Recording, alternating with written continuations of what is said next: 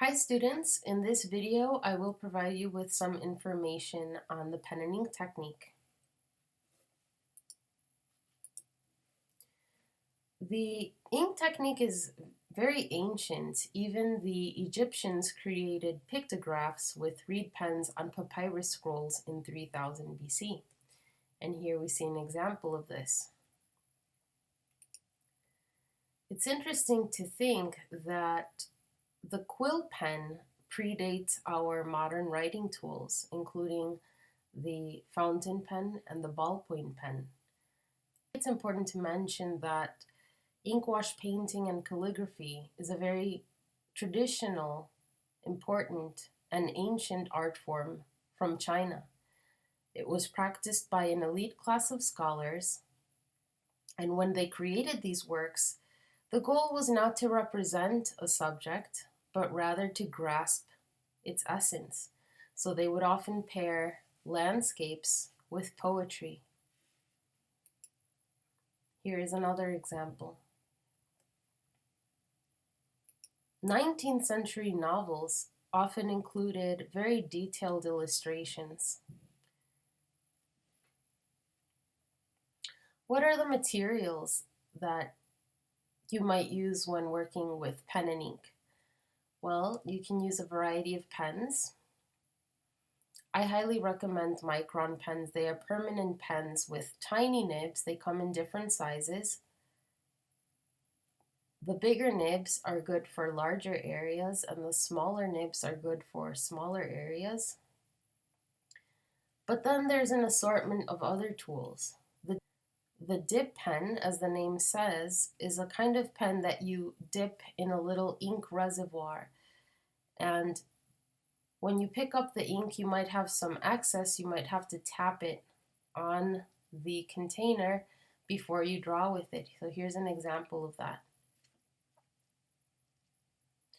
The reservoir pen is a pen that already has the ink chamber inside of it. So it's basically the kinds of pens that we use today. When you work with ink, you can also paint with it, so it is possible to use brushes with ink. And finally, it's good to know that if you go to the store, they sell a variety of inks. India ink, Sumi ink is an Eastern ink, and then they sell a variety of colorful and synthetic inks. So it's definitely something that you can explore if you are interested. Here we see different kinds of natural tools. You can actually find pens made from bamboo sticks or feathers or other reeds. So the pen and ink medium is very beautiful. Here we see an example of a portrait created by Van Gogh. It's a portrait of his mailman and friend, Joseph. And here we see a detail of the artwork. And I've included the detail because you can see there's a lot of hatching and cross hatching and contour hatching. The hatching follows the form of the face. How do you work with pens? Well, if you're interested in creating a realistic rendering, I definitely recommend creating a sketch in the beginning with pencils. After you have a clear sketch, then you can overlay the drawing with ink or pens. Working with pens is very similar to working with pencils. With pens, you can hatch, you can cross hatch, you can stipple, you can create miscellaneous marks, and the only thing you can't do is blend, of course. The closest thing you can achieve to a blended look is if you create a wash. So a wash is ink diluted with water. So you could create something similar to this with a wash of ink created with a paintbrush. The other thing is pen is permanence, so pens cannot be erased. But here we see the general mark making techniques you can achieve with ink. They include hatching, cross hatching, scumbling, which are kind of tight circles, contour hatching, when the marks are applied in the direction of the form, and then stippling again. And here we see more examples of mark making techniques. They all have a slightly different visual quality, and in each of these examples, the artist is considering the form. Here is an example of a rose created with hatching, but you can see how the artist is considering the direction of the petals. So the marks are applied in the direction of the form. Here is an example of one of my own artworks. So I'm showing it to you because I wanted to talk about process. The first thing I did was create a very detailed drawing with pencils. And then at the end, I just kind of pushed the dark values with my pens.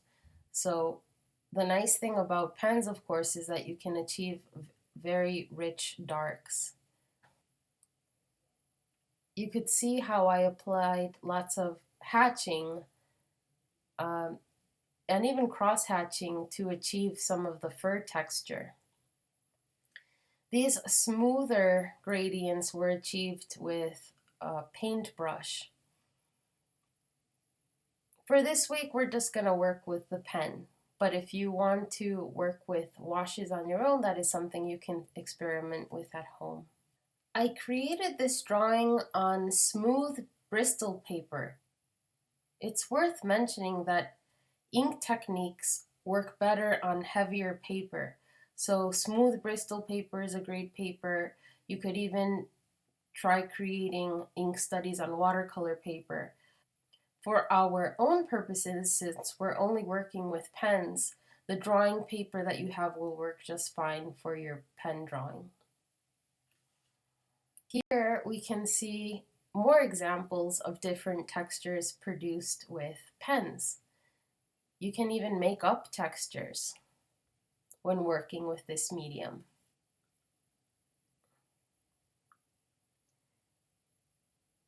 So we've reached the end of the term, but if you're interested in experimenting with drawing media beyond this class, one thing you could do is try to create pictures with ink and wash. So again, in order to do this, all you would have to do is buy some ink and dilute the ink with different proportions of water, so you achieve these different kinds of grays. And then you could create a sketch with a pencil and then overlay this with pens and then even washes.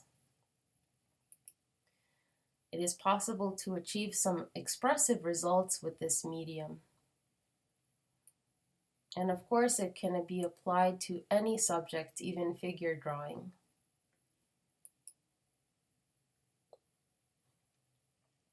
The nice thing about working with permanent pens is that if you apply a wash over it, it will not spread or bleed. So that is something to consider if you wanted to create more drawings outside of class. Here we see an example by Giovanni Domenico Tiepolo, all the way from 1770. And you can see how the artist created kind of a wiry ink sketch before overlaying this with a wash.